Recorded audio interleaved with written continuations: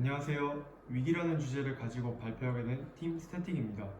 저희는 위기라는 주제를 최근 사회 문제인 저출산 및 고령화 문제로 인한 사회 위기로 생각해 보았습니다. 따라서 출산율이 감소하고 노인의 비율이 증가함에 따라 아동에 대한 산업이 위축되고 노인에 대한 복지나 산업이 증가하고 아동에 대한 복지와 산업이 축소될 것이라는 가설을 세웠습니다. 위 지표는 출생아 수 및 합계 출산율 추이와 총 인구 중 아동 인구 구성비를 보여주는 그래프입니다.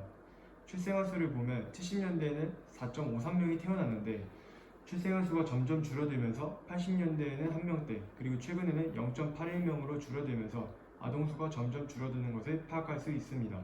또한 총 인구 중 아동 인구 비율이 최근으로 가면 갈수록 점점 더 줄어드는 추세입니다. 반면 65세 이상 인구 비율이 해가 가면 갈수록 점점 증가하는 추세임을 파악할 수 있습니다. 또한 수도권과 비수도권이 모두 고령화가 심해지고 특히 수도권에 비해 비수도권의 고령화가 빠르고 65세 이상 인구 비율이 더 많은 것을 확인할 수 있습니다.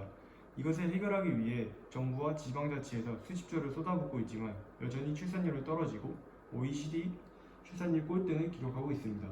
저출산으로 인해 교사 1인당 맡아야 하는 아동이 줄어들어 아동산업이 위축될 것으로 예측하였지만 오히려 유치원과 선생님의 비율이 증가하면서 아이들의 출연율이 증가합니다. 따라서 아동산업이 위축되지 않고 더 나아짐을 파악할 수 있었습니다. 위 그래프를 보시면 65세 이상 인구 비율이 증가함에 따라 노인 복지시설이 증가하고 있음을 파악할 수 있습니다. 그러나 수도권에 비해 청년 비율 대비 노인 비율이 많은 비수도권에는 복지시설이 부족하다는 점을 확인할 수 있었습니다. 저출산으로 인한 아동 인구 감소로 인해 아동에 대한 복지와 아동에 대한 교육 산업이 위축될 것이고 노인 인구 증가로 인해 노인에 대한 복지시설이 증가할 것으로 가설을 세워보았습니다. 아동 인구가 줄어듦에 따라 선생님과 같은 아동을 위한 직업과 유치원 등의 아동시설이 점점 줄어들 것으로 생각하였습니다. 하지만 자료를 살펴본 결과 아동 수는 감소하지만 유치원 수는 증가하고 있어 오히려 출연율이 높아지고 있고 계속해서 상승할 것으로 예측됩니다. 또한 65세 이상 인구 수가 증가하면서 노인에 대한 의료, 여가 등의 복지 산업이 증가하고 있습니다. 하지만 여전히 비수도권에는 복지시설이 부족하다는 문제점이 있습니다. 따라서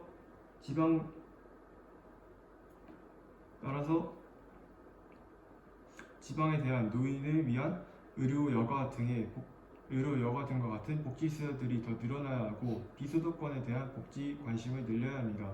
저출산과 고령화가 계속된다면 산업구조 및 교육시설, 노인시설, 가정의 구조 등에 부정적인 영향을 가져올 것이므로 정책을 좀 더 다양한 측면으로 펼치고 국민들의 사회적 관심과 노력이 필요하다는 결론을 냈습니다.